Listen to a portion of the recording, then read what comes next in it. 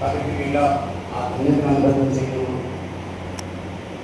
మహిమనందం కాక మనం ఏమాత్రం కూడా ఆలస్యం చేయకుండా మనమందరం కూడా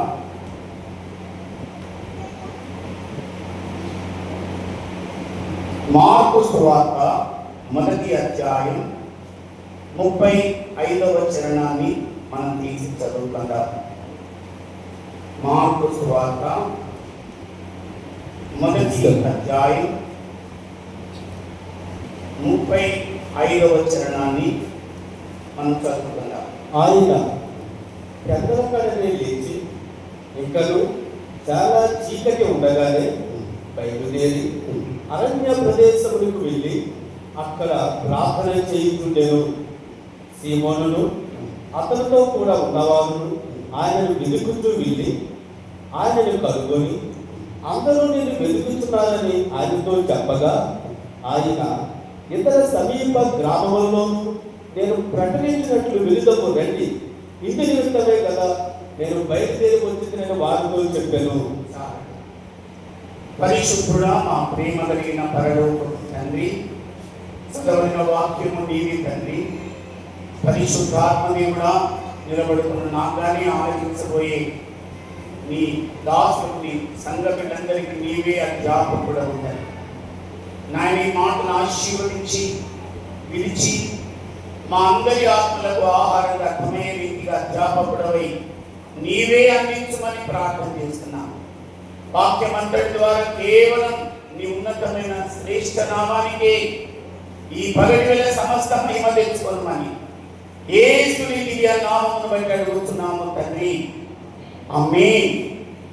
నా ప్రియమైన వారలారా, ఈ మొట్టమొదటి రోజు మహోన్నతుడైన దేవుడు ఆయన మహిలోనికి దిగి వచ్చిన వేళ ఆయన చూపెట్టిన మాదిరిని మనం మార్కు సువార్త 1వ అధ్యాయం 35వ చరణంలో చదివాం. యేసయ్యకు ఉన్న శ్రేష్టమైన అలవాటు ఏకాంతముగా తండ్రితో గడపడానికి సమయం తీసుకోవడం. మరి ఇలాగా అన్యోన్యమైన సహవాసం తండ్రితో కలిగి ఉండడానికి యేసయ్య మనకి ఎందుకు నేర్పించాడు. ఆ తర్వాత థ్యాంక్స్ అండి, నాకు కూడా కొంచెం ఆటంకంగా ఉన్నది. ప్రియమైన వారలారా, మనం తండ్రితో కూడా అన్యోన్య బంధము కలిగి ఉండనట్లయితే మన ఆత్మీయ జీవితంలో ఎదగడం అనేది ఎన్నడూ జరగదు. అందరూ కూడా ఎదగాల్సిన యేసయ్య సర్వశక్తి సంపన్నుడైన దేవుడు, పరలోకమును విడిచిపెట్టి దిగి వచ్చిన దేవుడు మన మధ్యలో నివసించడానికి శరీరధారి ఉన్న దినములలో ఆయన ఏం చేశాడు, ఎందుకు అలాగా నివసించాల్సి వచ్చింది మనం చూద్దాం. దయచేసి నాతో కూడా హెబ్రీయులకు రాసిన పత్రిక 7వ అధ్యాయంలోకి వద్దాం. 5వ అధ్యాయం 7వ వచనాన్ని తీద్దాం. హెబ్రీయులకు రాసిన పత్రిక దయచేసి నాతో కూడా తీసిన వాడు 5వ అధ్యాయం 7వ వచనాన్ని చదవాల్సిందిగా కోరుతున్నాను. శరీరమైన దెబ్బలలో మహారోదనముతోనూ కన్నీళ్లతోనూ తను మరణము నుండి రక్షింపగలవారికి ప్రార్థనలను యాచనలను సమర్పించి భయభక్తులు కలిగి ఉన్నందున ఆయన అంగీకరింపబడిను. ఆయన కుమారుడై ఉండి తాను పొందిన శ్రమల వలన విధేయతను నేర్చుకొనెను. చూడండి, యాచనలు, ప్రార్థనలు, విజ్ఞాపనలు ఎప్పుడు చేశాడు ఆయన? రోదనతో ఎప్పుడు చేశాడు? శరీరధారి అయి ఉన్న దినములలో. మనమందరం కూడా ఈవేళ శరీరధారులంగానే ఉన్నాం. మనందరికీ మాదిరి ఎవరు?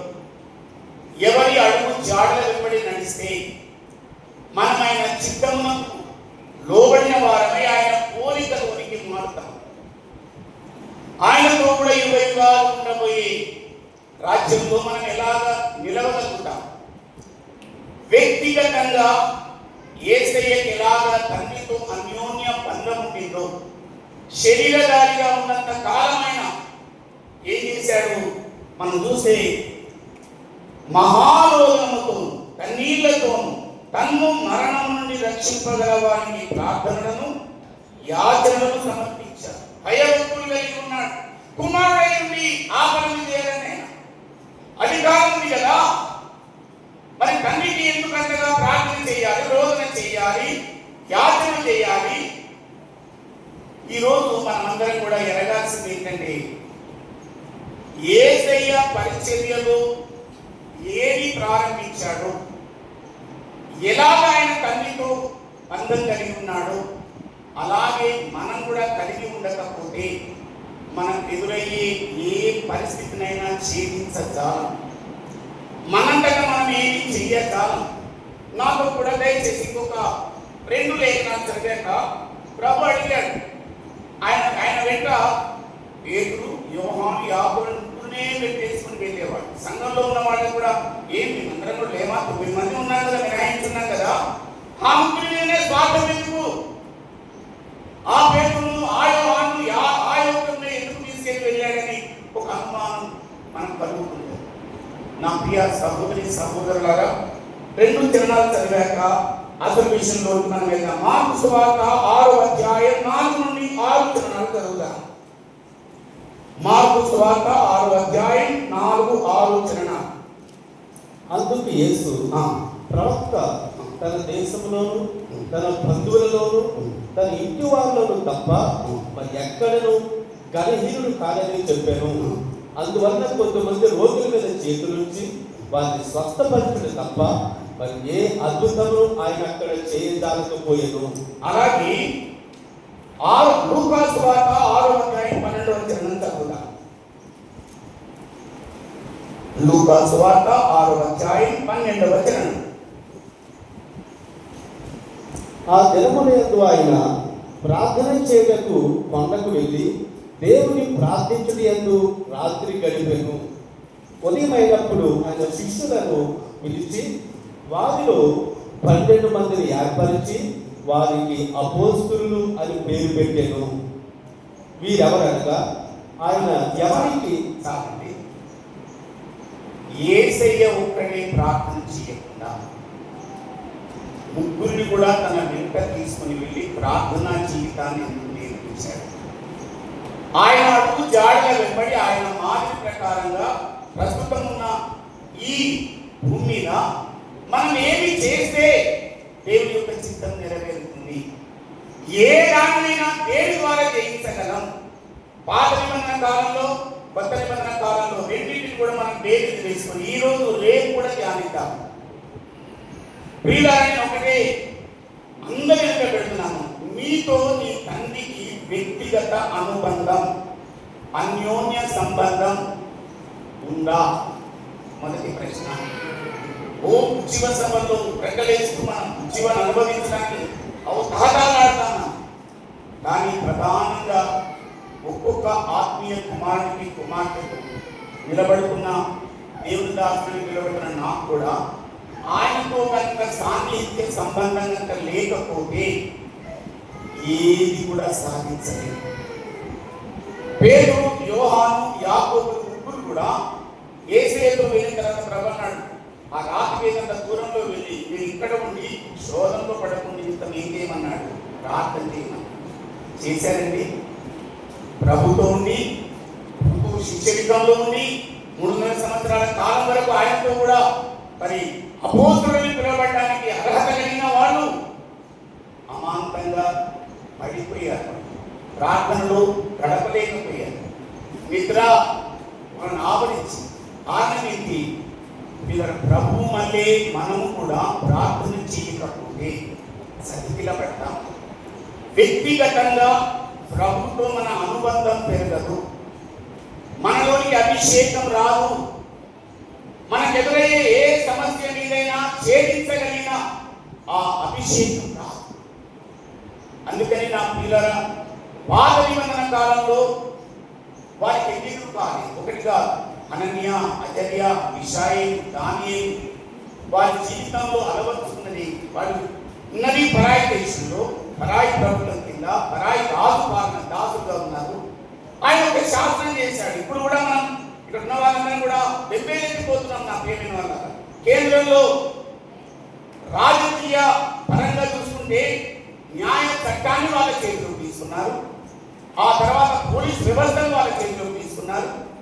ఆ తర్వాత రాజ్యాంగాన్ని కూడా ఉంచడానికి న్యాయ నిపుణుల శాఖను కూడా వాళ్ళ ఆధీనంలో తీసుకొని వాళ్ళ సొంత చట్టాలను వాళ్ళ సొంత నిర్ణయాలను చేయడానికి కోరుకున్న ఈ తరుణంలో ఆ హనన్య, ఆ అచర్య, ఆ మిషాయి, ఆ తర్వాత దాని వాళ్ళు దేనితో చేయించగలిగారు? దేని వలన దేవుడి నామానికి మహిమ తేవడానికి వారు అర్పణ చేసుకున్నారు. ఒక్కటే ఒక ఆయుధం, ప్రార్థన ఆయుధమే. నా ప్రియమైన వాళ్ళ ఉద్యమం రావాలన్నా, సంఘం సీయోను కొరకు సిద్ధపడాలన్నా, ఒక్కొక్క వ్యక్తికి వ్యక్తిగతంగా దేవుడితో అనుబంధం పెరగనంత వరకు అనన్యాల కాలే వాళ్ళు చేసిన పని ఏంటి? ఇదిగో దేవుడు కాదు, ఫాల్స్ గాడ్ లేక ప్రతిమలు పెట్టారు. మీ అందరికీ బాగా తెలుసు, నాలుగులో విన్నారు. మరి ఏం చేద్దామని గాబరా పడ్డారా? వెంటనే ఎత్తిపోయారా? లేకపోతే చెదరిపోయారా? నా పిల్లరా, వారి ముగ్గురు కూడా ఆలోచిస్తుంది ఏంటంటే ప్రార్థన చేద్దాం. సింహాల భూమి ఎదురైనా దానియేలు అన్నాడు, ప్రార్థన మానన్నాడు. ఈరోజు ప్రార్థనలో ఉన్న శక్తి, ప్రార్థనలో ఉన్న బంధం, ప్రార్థన ఆయుధం మనం కనుక చేతిలోకి తీసుకోకపోతే అపవాది తంత్రములను ఏ మాత్రములు జయించజాలం. అపవాది తంత్రములు సంఘములో ప్రవేశిస్తున్నాయి. అపవాది యొక్క అన్ని లోకం యొక్క భోగాలన్నీ కూడా, పారంపర్యాచారాలన్నీ కూడా సంఘంలోకి ప్రవేశించడానికి సైతాన్ సంకల్పిస్తున్నాడు. అపవిత్రం చేయాలని, సంఘాన్ని ఎలాగైనా బలహీనపరచాలని వాళ్ళు ప్రార్థన యోధులుగా ఉండకుండా ఎన్ని ఆటంకాలు తీసుకొని వస్తున్నాడు. నేను అనుకున్నాను, ప్రభు రాజమండ్రికి వెళ్తున్నాం, ఇక్కడ కూడా ఎలాంటి ఇబ్బంది ఉంటుందో ఆత్మీయులోనే ఎలాగుంది, ఆ తర్వాత ఇతర ప్రాంతాల్లో ఇంకా చెలరేగుతుంది. మనం వచ్చినప్పుడు చూసాం కదా, నా పిల్లల జలదానం జరుగుతుంది, పరిస్థితులు ఎలా ఉంటాయని ఒక మాట ఆలోచించిన ఈరోజు నేను మీ అందరి దగ్గర పెడుతున్నాను. అనన్య ఏ దానికి కట్టుబడ్డాడు, తండ్రితో ఉన్న బంధం నుండి విడిపడడానికి ఇష్టపడి, అజర్యాలంటే విషయాలంటే దాని ఏడంతల అగ్ని ఎదురని నిలిచినా కూడా, సింహాల బోను ప్రక్కన ఉందని ఎరిగినా కూడా వారు ఇంత కూడా చెల్లించలేదు. వారు పట్టుకున్నది ఏంటంటే ప్రార్థనాయుధమే. హల్లెలూయా. ముగ్గురు శిష్యులు కూడా ప్రార్థన చేయడానికి పిలువబడ్డారు, ప్రార్థనతో గడపడానికి పిలువబడ్డారు. ఏకాంతంగా కొండ ఎక్కినప్పుడు కూడా ముగ్గురు ఉన్నారు. మోషే ఏరియాలో నిలబడినప్పుడు ముగ్గురు ఉన్నారు. నా పిల్లలు అన్నారు, ఇక్కడ భలే బాగుంది, ఇక్కడ పన్నశాల పెట్టుకుని ఇక్కడే ఉండిపోతామన్నారు. కానీ దేవుడు రాబోయే పరిచయం గురించి వాడి ముగ్గురు ఎదుట దేవుడు మోషే ఏరియాలతో మాట్లాడాడు. ఆ తర్వాత కొండ మీద ప్రభు నాడు ఎవరు కూడా చెప్పొద్దు అని చెప్పాడు. ఈరోజు పిల్లల ముగ్గురు కూడా ఏ రాజకీయ నాయకుల దగ్గరికి వెళ్ళలేదు, ఏ అధికారి దగ్గరికి వెళ్ళలేదు, ఏ పవర్ కలిగిన వ్యక్తి దగ్గరికి వెళ్ళలేదు. ప్రభు యొక్క పాద చరణాల దగ్గరే కూర్చొని రాజు ఏ చట్టమైతే ఏర్పరిచాడో దాన్ని ఆయన వమ్ము చేయగలడని నిలబడి పోరాటం చేయడం జరిగింది. ఈరోజు పిల్లల సంఘానికి విరోధంగా సాతాను ఎన్ని తంత్రములు పడినా, సంఘ ప్రత్యేకతను పాడు చేయడానికి, ప్రతిష్ట జీవితాన్ని పాడు చేయడానికి, నేను బలహీనపరచడానికి ఏ తంత్రములు సైతం సేవా పనిగా పడినా కూడా ఈ వేళ కూడా ప్రభు యొక్క అడుగు జాడలే మనకు శరణ్యం. పేతురు రాసిన 2వ పత్రిక, దయచేసి నాకు మనం నూతన నిబంధన సంఘ సభ్యులం, సేవకులం, సంఘంలో శరీర అవయవాలం. నా ప్రియుల ఏమని పేతురు రాశాడో దాన్ని మనం చూద్దాం. దయచేసి నాతో కూడా పేతురు రాసిన పత్రిక 2వ అధ్యాయం 21వ వచనం మనం చదువుదాం. పేతురు రాసిన మొదటి పత్రిక 2వ అధ్యాయం 21వ వచనం. క్రీస్తు కూడా మీ కొరకు బాధపడి మీరు తన అడుగు జాడలయందు నడుచుకున్నట్లు మీకు మాదిరి ఉంచిపోయెను.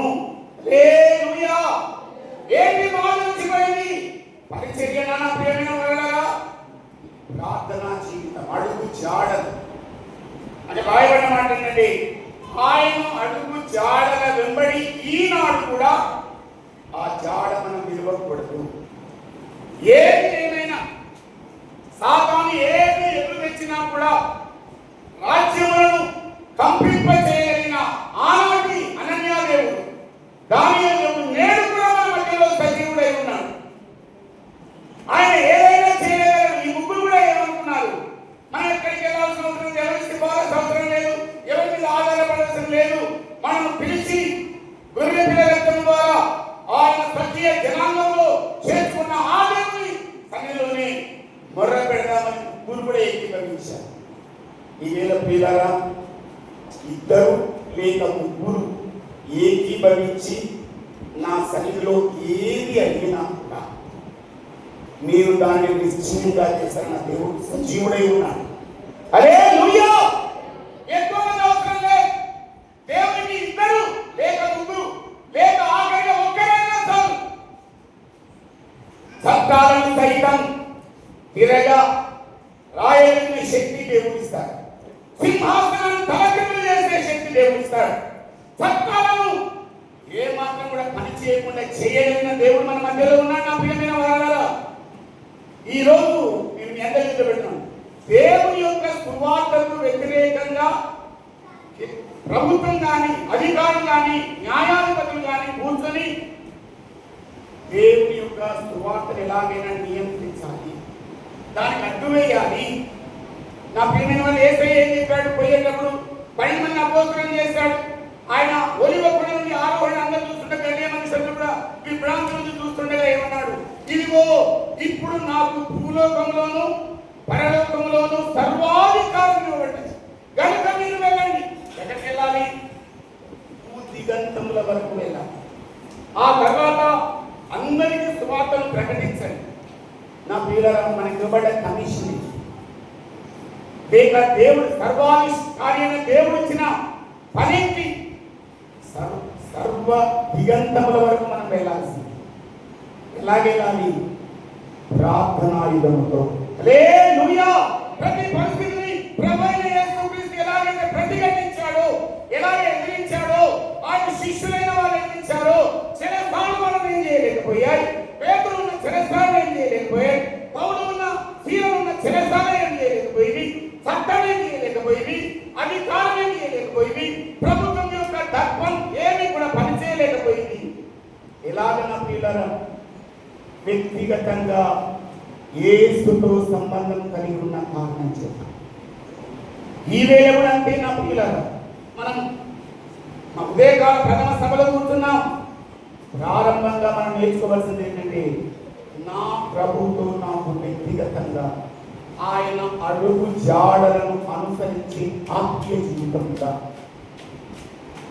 సభల గురించి మర్చిపోండి, ఉద్యమ సభల గురించి మర్చిపోండి. ఎప్పుడు ఉద్యమం పెడతావు? యేసయ్యతో వ్యక్తిగతంగా నీకు సంబంధం కలిగి ఉంటే, నీవు నాయనా, అబ్బా, తండ్రి అని పిలిచే అధికారం కలిగిన కుమారి ఆత్మ నీ హృదయంలోకి పంపబడింది కదా. నీవు ప్రార్థన చేయడానికి అధికారం పొందావు కదా. దేశం కొరకు ప్రార్థన చేయడానికి, అధికారుల కొరకు, ప్రభుత్వాల కొరకు, క్షేమకరమైన సుఖక్షేమంగా ఉండడానికి ఎవరికి పురమాయించాడు దేవుడు? సంఘానికే కదా, సేవకులకే కదా. ఈరోజు నా పిల్లల సేవకులంగా కూర్చున్నాం, సంఘంగా అందరం కూడా కూర్చున్నాం. అందరం కూడా ఏం చేయాలి? ఆయన అడుగు జాడలను అనుసరించి ఆయన చూపిన మాదిరి ప్రకారంగా నేడు కూడా మనం సాగితే ఏ చట్టం కూడా ఏం చేయలేదు. హల్లెలూయా. ఏ ప్రభుత్వ అధికారాలు ఏం చేయలేదు. ఒకసారి నేను దైవజనుల గురించి అధికంగా చెప్పానని కాదు, మనకంటే ముందుగా, సంవత్సరాల కంటే ముందుగా త్యాగీలో కూడా వచ్చింది. మత విరోధ సంబంధమైన బిల్లు వచ్చింది. ఢిల్లీలో రాజధానిలో దైవదాసులు ఉన్నారు. ఇది రాగానే ఇదే దైవ గ్రంథాన్ని చేతిలో పట్టుకొని ప్రభుత్వం ఏదైతే తలపెట్టిందో, ఏ త్యాగీ బిల్లు అయితే రేపు పార్లమెంట్లో పెట్టడానికైతే చేపట్టబడుతుందో, ఆయన అన్నాడు అది ఎంత మాత్రం జరగదు. అందరూ చూస్తుండగా వేదిక మీద ఇదే బైబిల్ గ్రంథాన్ని పైకెత్తి చూపుతూ ఈ గ్రంథం సెలవిస్తుంది ఏమిటంటే, సార్వభౌముడైన దేవుడు, సర్వాధికారి కలిగిన దేవుడు, భూ దిగంతములకు వరకు వెళ్ళడానికి నేను తోడుగా ఉంటానని చెప్పిన దేవుడు, సదా కాలం నీతో ఉంటానన్న దేవుడు, దీన్ని దేవుడు జరగనివ్వడని చెప్పాడు. హల్లెలూయా. అదే మరుసటి రోజు మొరార్జీ దేశాయి ప్రధానమంత్రి పదవి నుండి దిగిపోవటం జరిగింది. నేను ఎందుకు నీ ఎదురు పెడుతున్నాను కదా, ఆ దేవుని కదా మనం ఆరాధిస్తుంది, ఆయనకి కదా మనం ప్రార్థన చేస్తుంది, ఆయన సేవనే కదా మనం చేస్తున్నది, ఆయన అడుగు సేవలే నడవడానికి పిలువబడ్డ జనాంగం కదా మనం. ఆయన మారాడా, మనం మారామా? యెహోవానైన నేను మార్పు లేని దేవుడు అన్నాను. హనన్యాలు పట్టుకున్నాడు నా ప్రియమైన వారు, హజర్యా పట్టుకున్నాడు, మిషాయేలు పట్టుకున్నాడు. వారు ముగ్గురు కలిసి ఏక మనసు, ఏక హృదయం, ఏకాత్మ కలిగి రాజు చేసిన చట్టాన్ని దేవుడు జోక్యం చేసుకున్నలాగా మొదలుపెట్టారు. ఆనాడు చట్టమేమి చేయలేదే, ఎవరికి కూడా ఏ ప్రభావం చూపలేదే. ఈ ముగ్గురిని దేవుడు నిలబెట్టి ఏం చేశాడు నా ప్రియమైన వారు? చట్టాలని రద్దు చేసే కార్యక్రమం చేశాడు. హల్లెలూయా. దానియేలు ఆ ముగ్గురు ఏమని, మేము ఒక్కరే ఉన్నాం, ముట్టిగా ఉన్నాం, అయ్యో సేవ లేదు, బాగా దిగజారిపోయాం అని బాధపడుతున్న వాళ్ళకి ఎదురు పెడుతున్నా తీరారా? దానియేలు ఒక్కడే, నీవే దేవునికి ప్రార్థన చేయొద్దు అని అన్నాడు. ఆ దేవునికే మన కనుక మీరు ప్రార్థన చేయొద్దు, మీరు వ్యక్తిగతంగా మొదలు పెట్టద్దు, యెరూషలేము వైపు తలుపు తెరవద్దు, అలాగా చేయొద్దంటే నా ప్రియమైన వాళ్ళ గడగడలాడి భయపడి గదికే పరిమితమయ్యేవాడు. కానీ దానియేలు చేశాడు, యెరూషలేము తట్టు బాగా కిటికీలు తెరిచి అందరూ చూస్తుండగా, సేనాధిపతులు, రాజ్యంలో ఉన్న వాళ్ళు, రాజభటులు, ఆ తర్వాత రాజ్య సంబంధమైన అధికారులను కూడా చూస్తుండగా బార్లాగా తెరిచాడు. ముమ్మారు ప్రార్థన చేశాడు. ఈవేళ కూర్చున్నాం అందరం కూడా. ఇప్పుడు విన్నదే కదా, ఇది కొత్తదే ఉంది ఇంట్లో. ఆసారి ఏం తెచ్చారు కొత్తదని? నా ప్రియమైన వాళ్ళ కొత్తది ఏంటంటే, నీవు నూతనంగా, నీవు జీవింపబడాలి. నీ దేవుడితో ఉన్న నీకన్నా వ్యక్తిగత సంబంధంలో పరిచయం కావాలి, వేర్లూనాలి, ఆయన సారం పొందుకోవాలి. ఆయన శక్తిని అనుభవిస్తే పై నుండి వచ్చే శక్తి వలన యూదయ, సమరయ, నా ప్రియమైన వాళ్ళ యెరూషలేము భూదిగంతముల వరకు మనం వెళ్ళగలుగుతాం.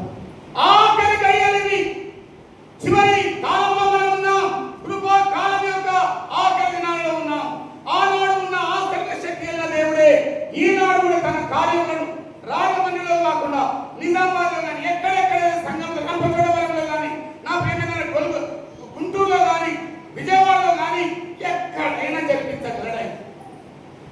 అయితే నేను ఈ ఉదయకాలం వేళ ఒకటి హృదయమార కోరేది ఏంటంటే, నీ హృదయం తెరిచి నీ దేవుని పాదాల చెంత బెంబేలెత్తకుండా, గాబరా పడకుండా, హడావుడి కాకుండా, అయోమయంలో పడకుండా ఆ దేవునికి అనన్యలాగా ప్రార్థన దానియేలులాగా నీవు ఆయన కంటూ చూస్తే నా ప్రియమైన వాళ్ళారా, ఎవరు చట్టం చేశారో, ఎవరు తాకీలు రాశారో, ఎవరు అధికారులను పంపించారో ఆ వ్యక్తి తెల్లవారుజామున నిద్రపోకుండా జీవం గల దేవుని సేవిస్తున్న దానియేలు, నీవు సజీవుడవేనా? హల్లెలూయా. రాము చిరంజీవి అవునుగా. ఏ దేవునైతే సేవిస్తున్నాను, ఏ దేవునికి నేను లోబడి ఉన్నాను, ఏ దేవుని నామం ధరించుకున్నాను, ఆ దేవుడు నన్ను సజీవునిగా ఉంచాడు. హల్లెలూయా. ఈరోజు ప్రియులారా, నేను మనం ఏకపరచాలని, లేకపోతే ఒక ఆర్టిఫిషియల్ గా ఇమోషన్ తేవాలని ప్రయత్నం చేయలేదు. నేను దానియేలులాగా కన్నులెత్తి ఆయన తట్టు చూస్తే చట్టం ఏం చేయగలుగుతుంది, రాజ్యం యొక్క తాకీలు ఏం చేయగలుగుతాయి, రాజు ఎవరైతే ఉన్నారో ఆయన ఏమి చేయగలడు? నేనే కానివ్వండి పిల్లలు ఎలాంటి పరిస్థితులు నిలబడివ్వండి, భారతదేశంలో ఆంధ్ర నిజంగా చెప్పాలంటే స్థలం అనేది మన తెలుగు రాష్ట్రాల్లోకి రాబోతుంది అతి త్వరగా. అందరు కూడా ఏమంటారు, ఈ వెనకాల పెద్ద గందరగోళం ఉంది, గందరగోళం ఉంది అంటారు. నా పిల్లల కావాల్సింది లేదు. ఆయన ఘనమైన బిడ్డలుగా సంఘంలో ఉన్న మనం ఒక్కొక్కరం కంకణం కట్టుకుంటే, నా పిల్లల మొదలు పెట్టడం మొదలు పెడితే భూకంపం వచ్చిన చందంగా దేవుడు భారతావరణలో తన కార్యం జరిగిస్తాడు. హల్లెలూయా! ఆమోసంలోనే పరమేశ్వరుడైపోయాడు, త్యాగీకుడు రద్దయిపోయింది. ఆ తర్వాత దేవుని యొక్క ఉద్దేశమే నేటి వరకు కొనసాగుతుంది. మనం ఈ స్థలంలో కూర్చున్నామంటే ఈ రోజు కూర్చుంటాం, రేపు కూర్చుంటాం. ఏం చూడాలి ప్రార్థన ద్వారా, ఏ వ్యక్తిగత సంబంధం ద్వారా ఏం అనుభవించాలి? దేవుని శక్తిని అనుభవించాలి, దేవుని యొక్క అధికారాన్ని అనుభవించాలి, దేవుని యొక్క వరములను అనుభవించాలి. దేవుని యొక్క అభిషేకముతోని యూదయ, సమరయ, గలిలయ, యెరూషలేమంతటా కూడా బాధ కలిగిన పరిస్థితిని శిష్యులకు దేవుడు కలగజేశాడు. ఆనాడు ఉన్న దేవుడే ఈనాడు ఉన్నాడు. ఆనాడు అవునన్నా అవును అవును ఉన్నవాడన్న ఆ దేవుడే నేడు కూడా ఉన్నాడు.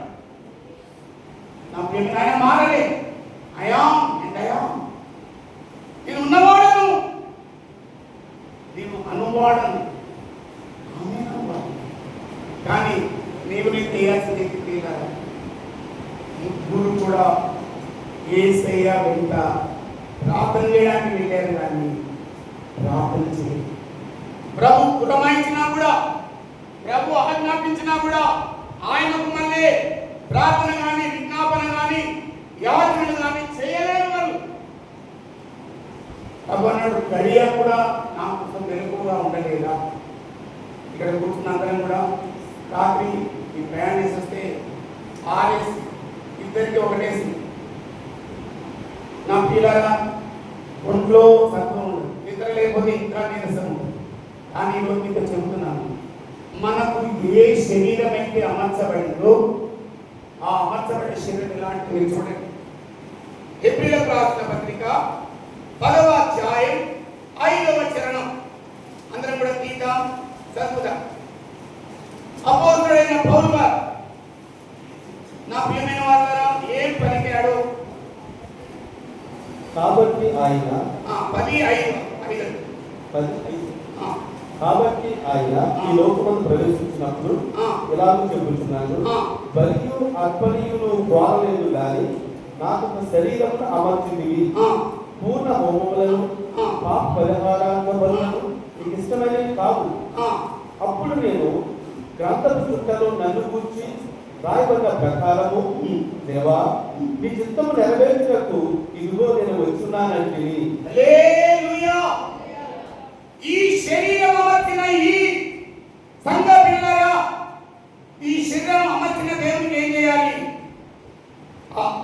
నీ చిత్తము నా జీవితంలో సంపూర్ణంగా నెరవేరాలి. ఈ శరీర జీవితంలోనే దేవుని చిత్తం నాలో మీలో నెరవేరాలి. పూర్ణంగా అవన్నీ కూడా దేవుడు అడగట్లేదు. చూడండి, అక్కడ రాయబడిన మాట మరొక మాట చూడండి. ఏమి కావాలని కోరుతున్నాడు దేవుడు? నా పిల్లరా, 5వ వచనంలో మనం జాగ్రత్తగా మరొక మాట చూసి ఏం చేయాలి? ఆయన చిత్తము నెరవేర్చడానికి సాత్వికముతో సమర్పణ చేసుకోవాలి. ప్రభువా, ఈ శరీర జీవితంలో ఇదిగో గ్రంథపుటలో ఏమని ఉంది? అప్పుడు నేను ప్రభు గ్రంథపు చుట్టలో నన్ను కూర్చి వ్రాయబడిన ప్రకారం, దేవా నీ చిత్తము నెరవేర్చుటకు ఇదిగో నేను వచ్చి ఉన్నానంటే. ఎవరి గురించి? ప్రభు గురించి. ప్రభు శరీరధారిగా వచ్చిన సందర్భం గురించి రాయబడింది అక్కడ. నా పిల్లలైన 33 సంవత్సరాల కాలంలో ఎక్కువగా చేసిన పని ఏంటంటే ప్రార్థనే, తండ్రితో సంబంధం బలీయం చేసుకోవడమే. గుడియలు రానివ్వండి, శత్రుడు రోమ ప్రభుత్వం గుడియలు రానివ్వండి, కట్టాలి రానివ్వండి, నా పిల్లల ప్రార్థన తీర్చమని తోట వరకు మానలేదని. హల్లెలూయా! రక్తము పేద బిందువుల వలె నేల మీద రాయే వరకు ఆయన తండ్రి చిత్తంలోనే నిలిచుకున్నాడు. నీవు నేను ఎక్కడ ఉన్నాను లేదా? ఎవరి చిత్తంలో నెరవేరుతున్న అసలు మన ఇష్టమే. అబ్బా అలసిపోయాను, హాయి నిద్రపోవాలి. నా పిల్లరా, నా వాళ్ళు కూడా అలాగే ప్రయాణం చేసిన వాళ్ళ వాళ్ళు కూడా అలాగే ఉంది. కానీ ఈ అమర్చబడిన శరీరం దేని కొరకండి? సుఖాన్ని అనుభవించడానికి కాదు, నిద్రకు ఉపక్రమించడానికి కాదు. ఓ ముగ్గురు నిద్ర పోలేదు, దానియేలు నిద్ర పోలేదు. నా ప్రియులారా, దేవుని యొక్క చిత్తమునకు సాత్వికముతో సమర్పణ చేసుకొని ప్రార్థన చేయడం మొదలుపెడితే దేవుని ఉద్దేశం నెరవేరింది. ఏమి నెరవేరింది? జీవంగల దేవుని పిల్లలని రుజువైపోయింది. హల్లెలూయా! జీవంగల సేవించే సేవకులను రుజువైపోయింది. రాజమండ్రిలో ఈరోజు నా పిల్లల ఏలేశ్వరం ప్రాంతంలో మనమందరం అందరం కూడా కూడుతాం. ఏం కావాలి తండ్రి? నీవిచ్చిన ఈ శరీరం నీకు చక్కగా అమర్చాలి. నాకు రెండు చక్కటి కళ్ళు ఇచ్చారు, రెండు వినగలిగిన చెవులు ఇచ్చావు, చూడగలిగిన కన్నులు నీవే చూపించావు. తండ్రి, నా చెట్టును నీ తట్టి, నా కన్నులు నీ తట్టి, ఈ కలవరాలను కూడా చుట్టూరా నా ప్రభావం ఉన్నా కూడా నీకు మళ్ళీ ప్రార్థన చేసే జీవితం నాకు దయచి. తండ్రి, నీతో బంధం కలిగి ఉండే జీవితం నాకు దయచి. వ్యక్తిగతంగా నీ బలం పుంజుకునే జీవితం నాకు దయచి. నాయన, నీ ఉద్యోగం నీ అనుభవించాలి కదా నాయన. ఏదైనా కూడా నువ్వు చేయగలవు. నీ చిత్తమే ఈ కడవరి కాలంలో నా జీవితం ద్వారా, నా శరీర జీవితం ద్వారా నెరవేరాలి. నేను ఇంకొక మాట కూడా చెప్తున్నాను ప్రియులారా. క్రీస్తు యేసు శరీరంలో కుదువైన వాటిని నా కనునందు నేను అనుభవిస్తున్నానని అన్న అపోస్తలుడు పౌలు. ఆయన నిద్ర దివారాత్రులు విరామం లేకుండా పని నా పిల్లల ఆత్మ చేత కుడిపోబడ్డారు, ఆత్మ చేత బంధించబడి పోబడ్డారు. ఆ తర్వాత ప్రవచనం చెప్పారు, నీవని జరిగితే ఎవరిని బంధించి హింసిస్తారు, ఆ తర్వాత చంపుతారని కూడా. ఏది ఏమైనా సరే ఈ కనునంత కాలం తండ్రి చిత్తమే నాలో నెరవేరాలి. హల్లెలూయా! What is your ambition here?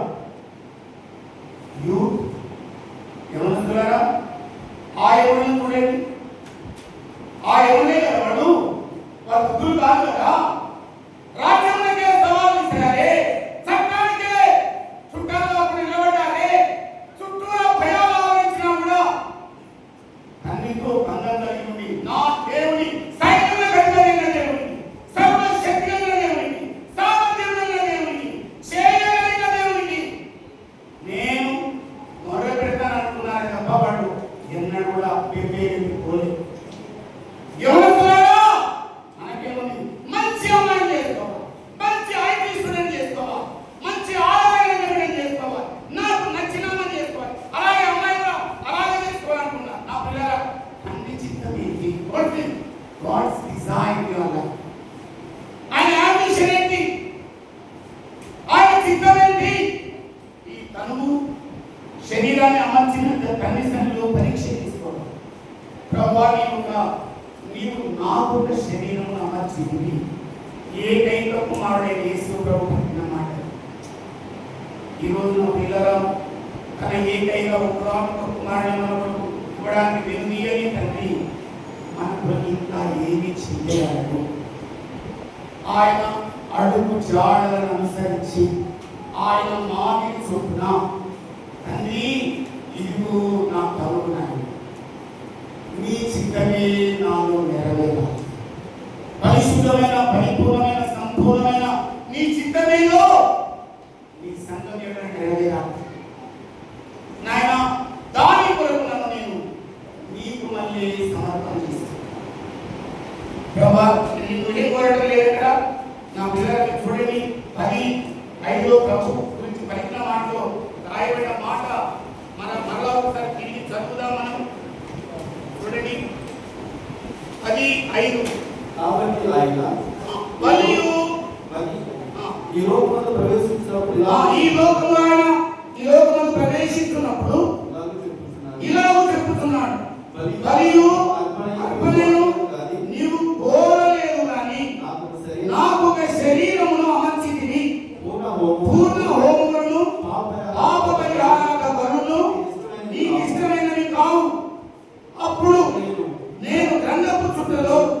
నన్ను గూర్చి రాయబడిన ప్రకారం దేవా నీ చిత్తము నెరవేర్చుటకు ఇదిగో నేను వచ్చి ఉన్నాను. హల్లెలూయా. నీవు ఎందుకు వచ్చావు? మా అమ్మ అన్నారులే, వాళ్ళకు ఒక ఏకైక సంతానం ఉండడానికి వచ్చాను. నాకు ఏమైనా వల్లారా మనం గుర్తించిన దేవుడు ఏమంటున్నాడు? 43వ యెషయా ప్రవచన గ్రంథంలో ఉంటే ఎలా ఉంది? 43 దయచేసి తెలుగా. ఎవరి మహిమ కొరకు మనం సృజించబడ్డాం, ఎవరి కొరకు మనం అమర్చబడ్డ వాళ్ళం, ఎవరి కొరకై ఆయన సీయోనులో మనల్ని పునాది రాయి మీద అమర్చుతున్నాడు. పరిశోధించబడిన రాయి, పరీక్షించబడిన రాయి, అనేక పరీక్షించబడ్డ రాయి దగ్గర మనం వచ్చాం. సజీవమైన రాయి ఆయన ఎవరి కొరకు మనం బ్రతకాలి? యెషయా గ్రంథం 43వ అధ్యాయం దయచేసి నాతో కూడా తీసినాక నేను ఆ లేఖనం చెప్పి ఎవరి కొరకు మనం సృజింపబడ్డాం చాలా సార్లు తెలియక మనం నా పిల్లల అయోమయంలో ఉంటాం. చూడండి 7వ చరణం యెషయా ప్రవక్త గ్రంథం 43వ అధ్యాయం 7వ చరణం. నా మహిమ నిమిత్తము నేను సృజించిన వారిని హల్లెలూయా. నీవు మహిమ కొరకు, ఘనత కొరకు, పేరు కొరకు, ప్రఖ్యాతి కొరకు, గొప్పతనం కొరకు వెతకడానికి కాదు, ఆయన మహిమ కొరకు సృజించబడ్డావు. ఆయన నామము నిమిత్తమై నిర్మించబడుతున్నాం. ఆత్మ సంబంధంగా ఎవ్రీ డే ఆత్మ సంబంధమైన మందిరంగా మనం నిర్మాణం అవుతున్నాం. పేతురు రాసిన మొదటి పత్రిక 2వ అధ్యాయం 6వ వచనంలో మీరు చూసుకుంటే 4 నుండి 6 వరకు చూసుకుంటే సజీవమైన రాయిలకు యేసును వచ్చిన వారమై ఆయనకు ఆత్మ సంబంధమైన బలులు అర్పించినప్పుడు పరిశుద్ధ యాజకులుగా ఉండడానికి ఏర్పరచబడ్డవారు. ఈ దేహం మీద ఆయనకు అర్పణ చేయాలి. నా ప్రియ బలుగారు ఆయనకు సహోదరులారా, రోమాపత్రిక 12వ అధ్యాయం చూద్దాం. శ్రద్ధ వేసి ఆయన మహిమ కొరకు అర్పణ చేసుకోవాలి. ఇదే నా తండ్రి చిత్తము, ఇదే నా సేవ. చూడండి 12వ అధ్యాయం 1వ చరణం. రోమా సంఘానికి రాసిన ఉత్తరం 12వ అధ్యాయం 1వ చరణం.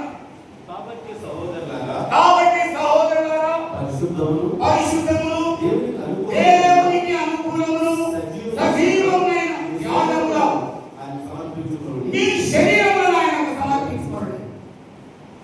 శరీరం సుఖించడానికి కాదు. I am very sorry to tell you to you, I must enjoy. అది కాదు. యవన ప్రాయంలోనే యేసయ్య తండ్రి చిత్తమును నెరవేర్చడానికి సంపూర్ణంగా లోబడి ఇదిగో నేను వచ్చి ఉన్నాను. నీవెందుకు వచ్చావు భూమికి? నీవెందుకు ఏర్పరచబడ్డావు? సంఘంలో సజీవమైన రాయిలాగా, మూలరాయి, పరిశోధించబడిన రాయి, పరీక్షించబడిన రాయి, తలకు మూలరాయి, సీయోనులో వేయబడ్డ ఆ రాయి ప్రకటనగా నువ్వు అమర్చబడ్డానికి వచ్చింది. ఆయన చిత్తం నెరవేర్చడం కదా జరిగేది. నా ప్రియమైన యెషయా 27:16 ఏటగా రాయబడి ఉంది. ఆ రాయి మీదకి వచ్చిన వారందరూ కూడా ఆ మూల రాయి వలె ఆయన నామమునకి మహిమనిచ్చే జీవితం గడపాలి. హల్లెలూయా. ఎన్నైనా పరిశోధన రానివ్వండి, ఎన్ని పరీక్షలైనా రానివ్వండి, ఎన్ని ఇరుకులైనా రానివ్వండి, ఇదిగో నీ చిత్తమును నెరవేర్చడం నేను వచ్చి ఉన్నాను. ఆ రోమాపత్రిక 12:1 అనుకుంటే ఇది ఏమంది? యుక్తమైన సేవ, దేవునికి పైన సేవ. ముందున నేను అనుకున్నాను, ప్రభు I must submit myself minute to minute, day by day, दिन ब दिन मैं तेरे हाथ में रहना चाहता हूँ. हर हालत में भी तू चलाना चाहता हूँ. मैं हाथ में ले, मुझे इस्तेमाल कर, तेरा महिमा हो जाए.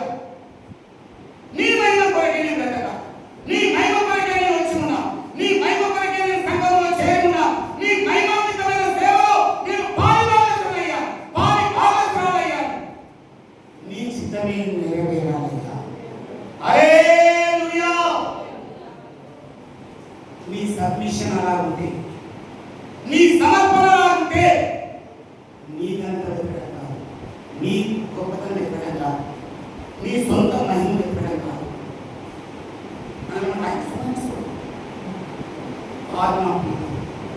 మీరేమి చేసినాము నా మహిమ కొరకే చేయాలి. హల్లెలూయా. కొన్ని సంఘం రాస్తున్న అధ్యాయంలో కూడా ఏం చేసినామంటే చూడండి పిల్లలు,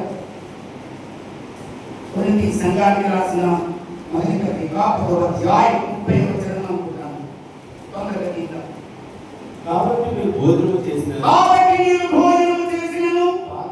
పానము చేసినను మీరేమి చేసినను సమస్తము దేవుని మహిమ కొరకే చేయుడి.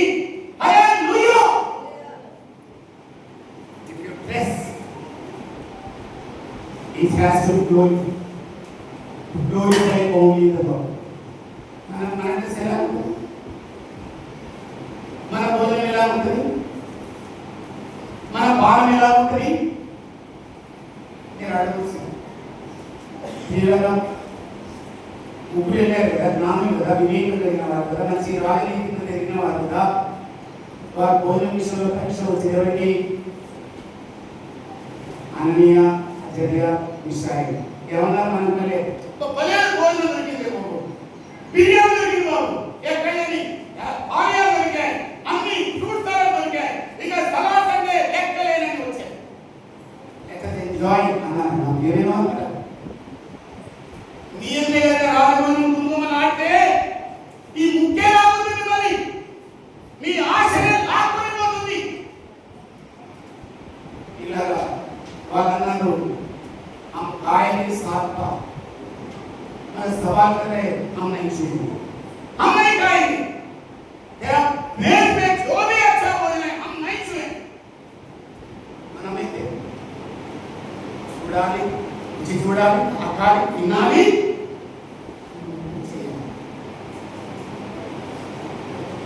ఎలా ఉంది నా పిల్లల సేవ? భోజనం సరిగ్గా లేకున్నా, పానం సరిగ్గా లేకపోయినా, పడక సరిగ్గా లేకపోయినా, దేవుని మహిమ కొరకే నీకు నేను సూచింపబడింది. ఎవ్రీ మినిట్ కూడా ఆయన మహిమ కావాలి. హల్లెలూయా. సమస్తము కూడా ఆయన మహిమ కొరకే చేయాలి. వాళ్ళు ఆశించింది ఏంటి? భోజనం విషయంలో రాజీ లేదు. No compromise. అటు నిజదేవుని యొక్క నిర్దిష్టమైన భక్తిలో నో కాంప్రమైజ్. నమస్కారం పెట్టొచ్చు, భోజనాలు పెట్టొచ్చు, కానీ నో సర్సేమి చెయ్యం. పైన ఆకాశం ఉంది కానీ కింద భూమి ఉంది కానీ కింద నీళ్ళలో కానీ ఏ రూపమైన ఏ ప్రతిమనైనా నా సర్వశక్తి అయిన దేవుడు కానీ ఏదో నమస్కరింపదు, సాయం పడదు, ముఖాలన్నాడు కనుక దానికే చక్కగా నిలబడతాం. హల్లెలూయా. చాయే జాన్ भी देना पड़े तैयार है. हम कहां से तैयार हैं? अच्छा बोला था तो बुड़बुड़ा के लेते बस, और अच्छा फल नहीं मिला तो बुड़बुड़ा के लेते. हम पीछे और सरिग्गा చూడండి, నీళ్ళు లేవు, ఇప్పుడు లేవు, అది లేదు, ఇది లేదు. నా పిల్లల 10 మంది రాత్రి ప్రయాణం చేశారు, నిద్ర ముంచుకుంటున్నారు. హల్లెలూయా. నిద్రనే జయించలేదే, సుఖాన్ని జయించలేదే, హాయిగా జయించలేదే. నీవేనా సర్వోన్నతమైన దేవుని చిత్తంలో నిలిచి ఉంటావు. ఆయనకు మహిమ ఎలా చేస్తావు? ఆయన మహిమ కొరకే నువ్వు పిలువబడ్డావు. ఉన్నతమైన పిలుపునిది, రాజుల పిలుపది. నా ప్రియమైన వారు, వారు రాజకీయ మకుటంగా ఉండడానికి పిలువబడ్డారు. నిర్గమకాండం 19 కింద చూసుకుంటున్న మంది కూడా మనవరం పేదరాజు మొదటి 2 వచనం ప్రకారంగా చీకటిలో నుండి ఆశ్చర్యకరమైన తన వెలుగులోనికి పిలిచిన వారి గుణాతిశయములనే వ్యక్తిగా కనపరిచేవాడు, ప్రత్యక్షపరిచేవాడు, ఆయన మహిమను కనపరిచేవాడు, ఆయన గుణాతిశయములను ప్రచురపరిచే పత్రికలు ఈ ప్రాంతంలో కూర్చున్నాం. నా ప్రియమైన వారు, హల్లెలూయా. నీ పత్రిక ద్వారా ఎవరి మహిమ రావాలి? ఎవరి ఘనత కనబడాలి? నీవేమైనా ప్రభా నిన్నే స్తుతిస్తాను, నీవేమైనా ప్రభా నిన్నే మహిమపరచు. నా జీవితం యొక్క భారమంతా కూడా ప్రభు మీ మహిమ కొరకు. నాకు మరొక కోరిక ప్రభావ మరొక దాని యందు ఎక్కువ ఆనందించాలన్న ఆశ నాలో లేదు. వ్యక్తిగతంగా కంపెనీ తీసుకోండి. నా పిల్లల ఏకాంతంగా ఆ సర్వశక్తి సంపన్నైన క్రీస్తుతో కూర్చోండి. నన్ను ఎవరా చర్యాలు ఎదరా మిషాయిలు రూపుని కాలం దానియేలు కన్నులెత్త కనబడరా పిల్లలు యోసేపు నిలబడరా.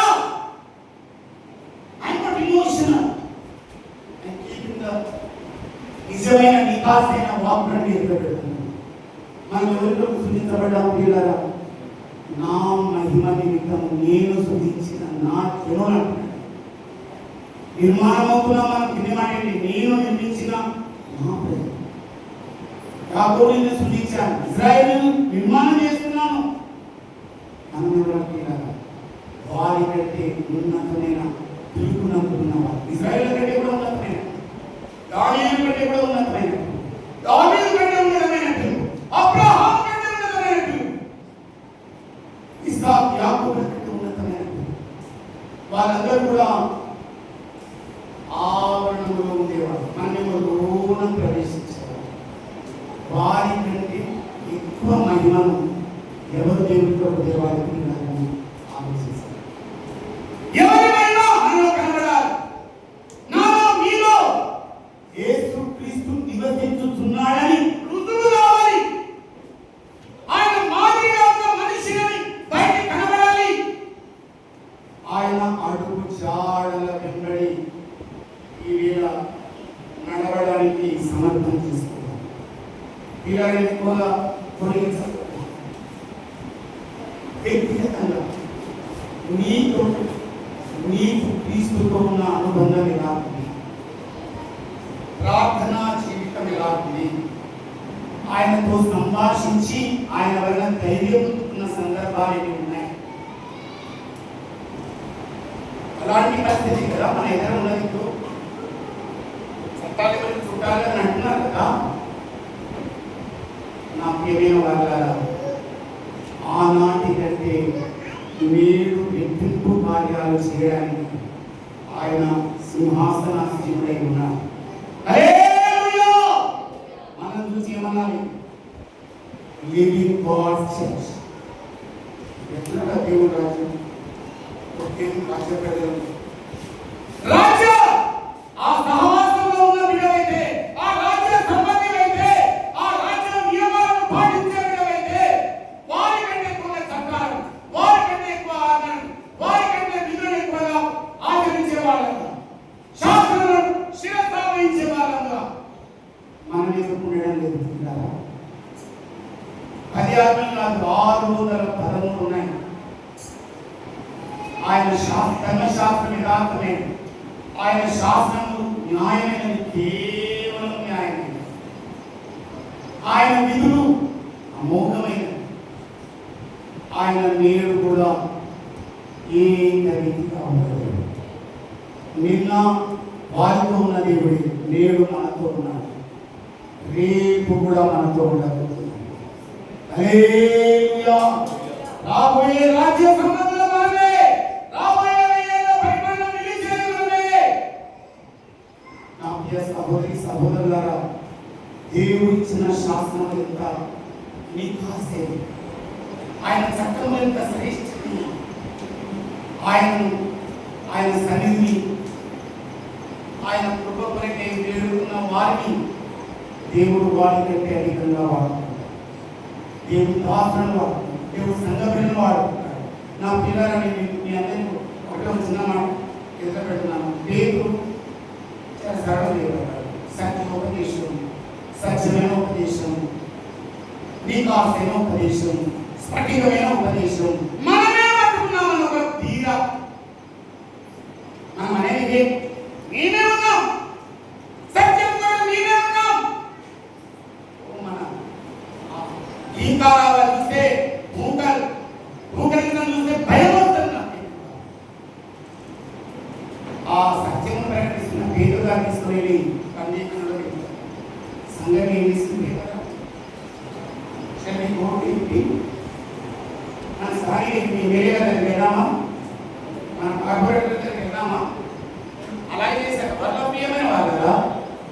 సంఘమంతా ఆసక్తితో దేవుడి నిమిత్తమై ఏకీభవించి ఏకస్వరంతో ప్రార్థన చేసి హల్లెలూయా వారు కూర్చున్న గది కంపించి వారి స్థలం కదిలాడింది. దాంతో చెరసాల పునాదు కదిలే నాకు పోరాడారు. గేటు ఆటంగానే తెలుసుకుంటూ వచ్చాను. అవునా కాదనే లేదు చెప్తున్నాను. ఏమైనా వాళ్ళ నన్ను ఏడు ఆడాడు. అలాగే మార్పు యెహోవామైన నేను మార్పు లేని ఏం చెప్తున్నాను? 11 అన్నాడు, నేను ఏం జరిగించావు, నేను నా పిల్లల మీరే రాకున్నా, నా దాసులారా మీరే రాకున్నా, నేను ఎవరి సన్నిధిని ప్రార్థన చేసి అడుగు చాడమలిన ప్రజలుగా ఉన్నారు. మాదిరి యేసు ప్రభువే. హల్లెలూయా. ప్రార్థనాయుధముతో పరిశుద్ధాత్మ శక్తి మనం నిర్మాణం కావలసిన వారు, ఆయన కొరకు నిలవలసిన ప్రజలు, ఆయన మహిమ కొరకే బ్రతకాల్సిన వారు. ఇట్టి సేవ దేవునికి యుక్తమైనది. ఎనిమిదో రాష్ట్ర 12వ అధ్యాయం చూడండి. సేవ యుక్తమే. 12 ఒకటి కూడా మీరు చూడండి. ఎత్తి సేవ కావాలి.